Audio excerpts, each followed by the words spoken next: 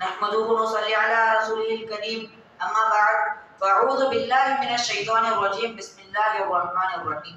आजच्या कार्यक्रमाचे अध्यक्ष, प्रमुख पाहुणे आणि उपस्थित मंच, आज मी आपल्या समोर संतान व कुटुंबियांना धार्मिक शिक्षक व प्रशिक्षक याविषयी 2 शब्द बोलणार आहे, तरी तुम्ही ते शांत चित्ताने ऐकावे हीच नम्र विनंती।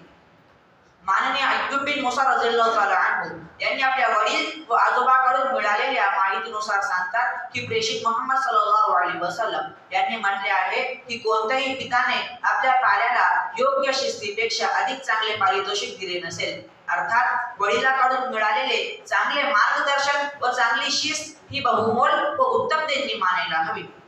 माननीय अबू हुरैरा रज़ियल्लाहु ताला अन्हु म्हणतात की प्रेषित मुहम्मद सल्लल्लाहु अलैहि वसल्लम यांनी सांगितले आहे की जेव्हा मनुष्य मृत्यू पाहतो तेव्हा त्याच्या कर्मांचा क्रम संपतो, मात्र 3 कर्म शिल्लक राहतात। नंबर 1, सतत चालू राहणारे सत्कर्मरूपी दान, अर्थात असे दान ज्याने लोकांना दीर्घ काळापर्यंत लाभ होत राहील। नंबर 2, असे ज्ञान ज्याने सतत फायदा होत राहील। नंबर 3, अशी संतान जी आपल्या आई वडिलांकरिता मरणोत्तर प्रार्थना करीत राहील। माननीय अमर बिन शुऐब रज़ियल्लाहु ताला अन्हु यांनी सांगितले आहे की प्रेषित मुहम्मद सल्लल्लाहु अलैहि वसल्लम यांनी म्हटले आहे की आपल्या मुलाबाळांना वयाच्या 7 वर्षानंतर नमाज पढण्याबाबत ताकीद द्या व नमाज अदा न केल्यास त्यांना मार द्या व त्यांचे वय 10 वर्ष झाल्यानंतर त्यांना वेगवेगळ्या विषयांवर झोपवा।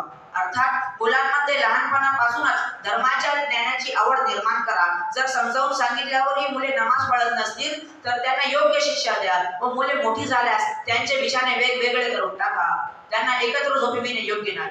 इस्लामच्या बाबतीत आवाजवी शब्दांचा उपयोग करू नये। माननीय इब्ने अब्बास रज़ियल्लाहु ताला अन्हु यांनी सांगितले आहे, यांनी सांगतात की ज्याने कुराणाचा अर्थ सांगताना आपल्या स्वतःचे मन संलग्न करील तो नरकात जाईल व जो कुराणाच्या ज्ञानाशिवाय त्याबाबत चर्चा करील तोही नरकात जाईल। माननीय अब्दुल्लाह बिन उमर रज़ियल्लाहु ताला अन्हु यांनी माहिती दिली आहे की एका दिवशी दुपारच्या वेळी ते प्रेषित मुहम्मद सल्लल्लाहु अलैहि वसल्लम कडे गेले।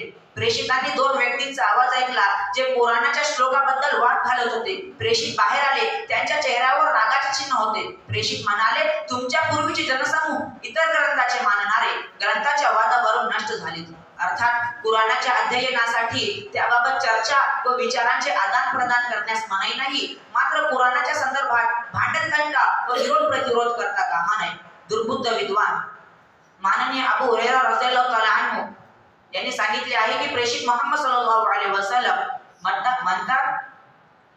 म्हणतात की एखाद्याने असा प्रश्न विचारला ज्याचे उत्तर त्यास माहित आहे, मात्र त्याने ते मुद्दाम लपविले तर जगाच्या अंताच्या दिवशी त्याच्या गळ्यात आगीची लगाम बांधली जाईल।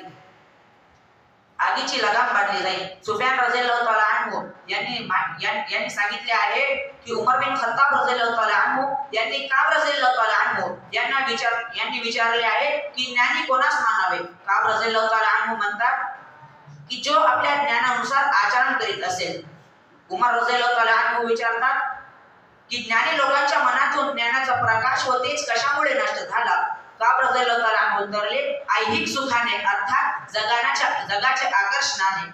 काब बिन मालिक रज़ियल्लाहु ताला अन्हु म्हणतात की प्रेषित मुहम्मद सल्लल्लाहु अलैहि वसल्लम यांनी म्हटले आहे की जर कोणी याकरिता ज्ञान प्राप्त करतो की दुसरा सांगा तोही ज्ञानी व्हावा व मूर्खाशी चर्चा व वादविवाद करता यावे व लोकांचे लक्ष आपल्याकडे वेधून घेता यावे तर ईश्वर त्यांना नरकात दाखल करेल। शेवटी मी अल्लाहसमोर प्रार्थना करतो की अल्लाह सर्व मानव जातीला इस्लामवर चालण्याची सुदबुद्धी देवो।